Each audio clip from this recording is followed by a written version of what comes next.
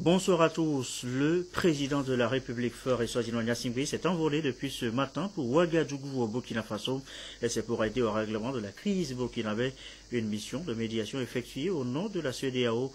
Le chef de l'État Faure Gnassingbé Ngui, accompagné de son homologue sénégalais Macky Sall, ont eu à prendre connaissance du projet de charte de transition et des contributions des acteurs pour faire éventuellement des propositions.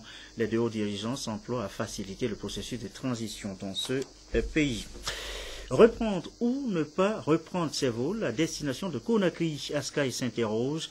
Le directeur général de la compagnie a discuté des solutions possibles avec le chef de l'État. C'était ce matin la présidence de la République. La compagnie avait, vous le savez, suspendu ses vols à destination de la Guinée en raison du virus Ebola qui sévit dans ce pays. Les précisions micro de Ramdan Bassina.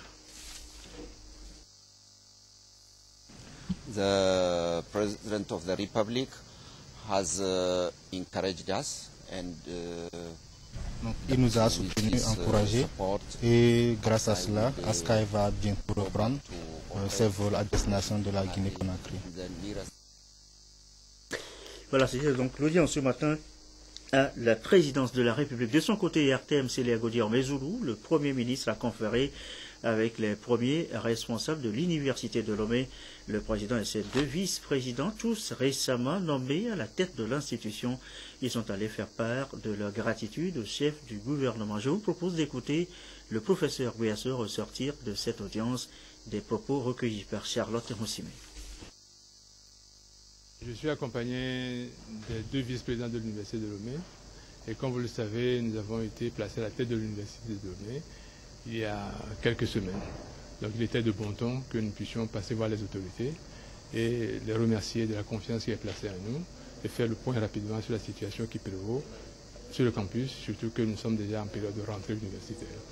Donc le Premier ministre a rassuré de son soutien et faire en sorte que l'année se déroule dans de bonnes conditions, que les étudiants soient à l'aise, que le personnel enseignant comme personnel de soutien soit également à l'aise pour que le campus soit en paix. La rentrée a déjà eu lieu et nous sommes dans les premiers jours de la rentrée avec les petits problèmes que ça amène. Et on essaie au fur et à mesure de les régler et on espère que tout sera en ordre. Et l'audience du Premier ministre ce matin donc à la primature. Nous l'annoncions en titre, le Togo protège ses eaux territoriales de toute souillure d'eau, de ballast et de sédiments, de navires. Les députés viennent de ratifier la Convention internationale de Londres. En ce sens, le vote a eu lieu ce mardi à l'unanimité lors de la plénière présidée ce matin par la deuxième vice-présidente de l'Assemblée nationale, Ibrahima Meimounatou. Le compte-rendu de séance de Douaré, Arnaud Kidou.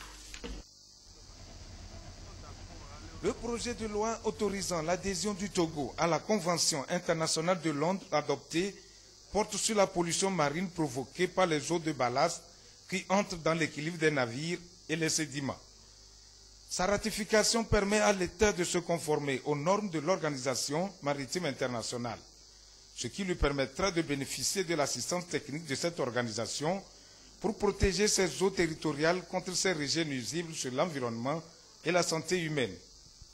Le vote de cette convention vient à son heure et servira d'aiguillon aux autorités maritimes et portuaires pour tout mettre en œuvre en vue de doter le port autonome de Lomé d'installations de traitement des eaux de ballast dans les zones maritimes sous juridiction togolaise. La ratification de cette convention est aussi un signe que le Togo joue sa partition dans la lutte mondiale contre les espèces nuisibles à notre écosystème. Cette convention internationale fait obligation aux États signataires de prendre des mesures idoines pour prévenir, réduire et maîtriser la pollution marine. Je voudrais saluer l'engagement pris par notre pays d'honorer le délai proposé aux nations du monde pour assurer l'intégration de cette convention dans leur ordonnancement juridique. Je me réjouis de la portée de cet acte salutaire que nous venons de poser et qui répond aux préoccupations exprimées par l'Organisation maritime internationale. Ces préoccupations qui visent la protection de l'environnement dans un contexte novateur permettent d'éviter les instructions les introductions nuisibles de plusieurs milliards de mètres cubes d'eau de mer, saumâtre ou d'eau douce transportée chaque année d'une partie du monde à l'autre. Une décision prise par le gouvernement qui vise la protection de l'environnement marin eu égard à l'augmentation du trafic maritime au port autonome de Lomé constatée ces derniers jours en raison de la modernité des infrastructures portuaires et aussi de la sécurité qui prévaut sur les côtes togolaises. Les députés qui se réunissent à nouveau jeudi prochain, ce sera leur 7e séance plénière de la 2e session ordinaire de l'année selon ce communiqué du président de l'Assemblée nationale. Une ratification qui intervient, donc vous l'avez entendu tout à l'heure, au lendemain de l'augmentation des capacités d'accueil du port autonome de Lomé, est véritable moteur de croissance pour l'économie togolaise. Et elle réalise justement des performances à l'instar des économies des pays de l'Afrique subsaharienne. Un rapport rendu public ce mardi par le FMI, le Fonds monétaire international, place donc la région en bonne posture avec une moyenne de 5,8% de taux de croissance. Comment maintenir le cap et attirer plus d'investissements? C'est tout l'enjeu aujourd'hui. Rachel Aokou, Christine Pétikialoudé. Après l'analyse du contexte international et des perspectives économiques en Afrique subsaharienne, il ressort que la sous-région est sur un cap de croissance élevé. Malgré quelques incertitudes, notamment les crises sociales et l'épidémie Ebola, l'Afrique subsaharienne reste la 2e zone au monde après les pays émergents d'Asie, selon le rapport du FMI, Fonds monétaire international.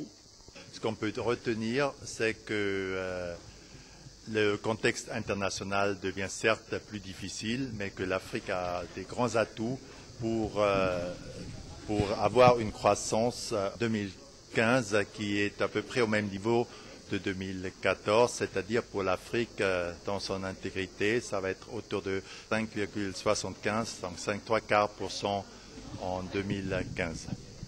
Le Togo s'inscrit pleinement dans cette dynamique et a de très bonnes chances de faire encore mieux si des efforts se poursuivent. L'effort, il est double. Faire bénéficier le plus grand nombre possible de cette croissance importante, mais aussi équilibrer les 3 secteurs de nos économies, primaire, secondaire, tertiaire, de sorte que le secteur secondaire, qui est le secteur industriel, le secteur créateur d'emplois par essence, puisse être beaucoup plus important et donc que cette croissance puisse se refléter au quotidien dans le niveau de vie des populations. Au titre des recommandations, il faut pour tous les pays rééquilibrer les finances publiques là où les déficits des comptes macroéconomiques ont atteint leurs limites, renforcer la croissance et la rendre durable et plus inclusive pour la majeure partie des pays de la région. Et en ce qui concerne précisément les efforts pour maintenir le cap, poursuivre la croissance, eh bien, il y a cette volonté de structurer, par exemple, le secteur informel. Hier, à Takwame, il vous souvient, la mutuelle des conducteurs de taxi moto a été lancée pour mieux organiser ce secteur d'activité. Rappel des faits, Aimé Abalo. C'est par cette remise symbolique de moto que le Premier ministre togolais a lancé officiellement lundi la mutuelle destinée à offrir une couverture sociale aux conducteurs de taxi-moto. Le secteur souffrait jusque-là d'un manque d'organisation et de perspectives pouvant permettre aux conducteurs de sortir de l'informel et de la précarité. La MUCTAM est alors conçue avec un slogan qui, à première vue, lève le voile sur le bien fondé du projet, faire d'un Zémidjan un entrepreneur. La phase pilote prend en compte 3000 adhérents avec 1 millier de motos à remettre aux conducteurs les plus dévoués aux clauses de la mutuelle.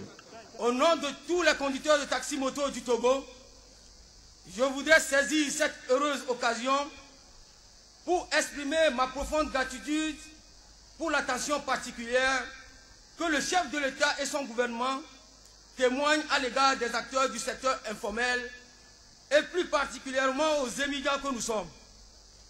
Nous avons toujours eu l'impression d'être abandonnés, que notre métier de conducteur de taxi-moto oublié et ne pouvait jamais faire objet de préoccupation de la part du gouvernement. Aujourd'hui, ce dernier vient de nous prouver le contraire, à savoir que la situation des émigrants était au cœur des préoccupations des autorités qui n'ont ménagé aucun effort pour mûrir des idées, trouver des solutions qui se traduisent par la création de cette mutuelle. En effet, aucune catégorie de citoyens n'est mise en marge de la politique sociale du gouvernement. Chaque Togolais, selon le Premier ministre Artem Aoumezounou, mérite l'attention des autorités, les émigrants y compris, pour permettre à chacun de travailler et contribuer au développement du pays. Dans les villes comme dans les villages, les taxis-motos sont souvent le moyen le plus pratique pour arriver rapidement à destination. Mais un métier difficile, nous en avons pleinement conscience. Nous sommes donc ici pour que vous sachiez que nous vous soutenons et sommes de votre côté, que nous sommes sensibles à vos difficultés et que nous sommes déterminés à vous accompagner pour que vos conditions de vie et de travail s'améliorent et enfin que vous soyez mieux protégés en cas d'accident. Vous savez aussi certainement que le lancement de la mutuelle des conducteurs de taxi-moto n'est pas un acte isolé. Ces dernières années, notre priorité a été de prendre en compte la situation des plus vulnérables et des plus modestes d'entre nous. Nous nous mobilisons donc pour que chaque Togolais ait sa chance, quelle que soit sa condition.